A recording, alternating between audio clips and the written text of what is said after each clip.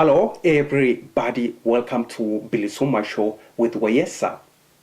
According to Human Rights Watch, episode Abeba, a Oromo Muslim woman, was picked up by the Ethiopian Security Agency and taken to military camp where she was raped 4 times. Before she was picked up, her phone activities were monitored by the Ethiopian Security Agency. This is Bilisuma Show. If you want to read more about Abeba, who was raped by the Ethiopian Security Agency, follow the link below this video. Thank you very much. Take care. Bye-bye.